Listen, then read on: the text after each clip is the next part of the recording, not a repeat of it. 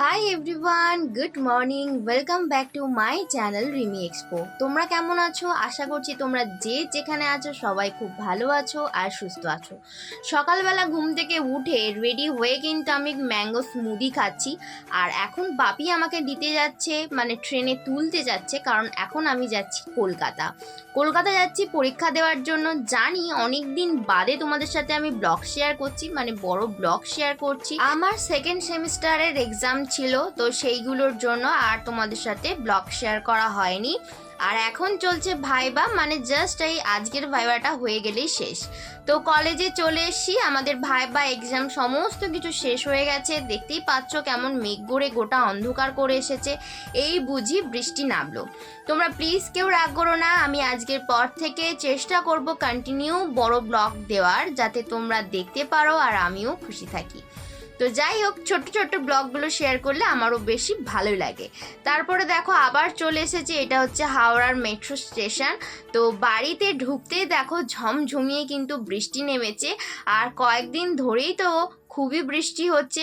তোমাদের ওইদিকে হচ্ছে কিনা অবশ্যই কিন্তু বলো। আর আমাদের এদিকে তো হয়েই যাচ্ছে কন্টিনিউয়াসলি, একবার করে রোদ আর একবার করে বৃষ্টি। সেরকম বৃষ্টি না হলেও কিন্তু বেশ ভালো একটা ওয়েদার আছে।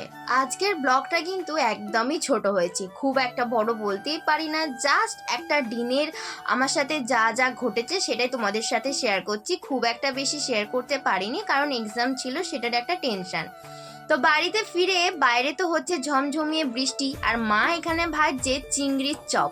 হ্যাঁ, বাবা বাজার থেকে বড় বড় বেশ চিংড়ি এনেছিল, আর সেটারই কিন্তু এখন চপ হচ্ছে। তো মা কিন্তু চট জলদি গরম গরম চপ ভেজে নিচ্ছে। আর বুঝতেই পারছো বৃষ্টির দিনে ভাজাভুজি খেতে কতটা ভালো লাগে।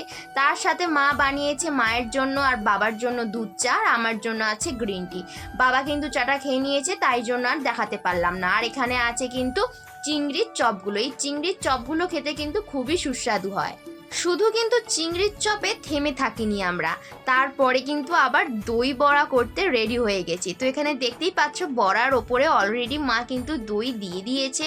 আর তার সাথে আমার কাছে আছে কিন্তু এখানে ধনেপাতা পুদিনার চাটনি, এখানে আছে তেঁতুলের চাটনি, ঝুরি ভাজা, এই সমস্ত কিছু আছে। তো দেখতেই পাচ্ছ আমি গোটাটা সাজিয়ে নিয়েছি। এখন ঝুরি ভাজা দিচ্ছি না, কারণ এটা থেকে কিন্তু বাবাও খাবে। তাই আমি আমার মতন 3 পিস একটা ছোট্ট বাটিতে তুলে ওপর দিয়ে কিন্তু ঝুরি ভাজা দিয়ে খেয়ে নিচ্ছি। আজকের ব্লগটা এখানেই শেষ করছি। ব্লগটা কেমন লাগলো অবশ্যই কিন্তু জানিও। সবাই ভালো থেকো, সুস্থ থেকো, সাবধানে থেকো। দেখা হবে পরের ব্লগে।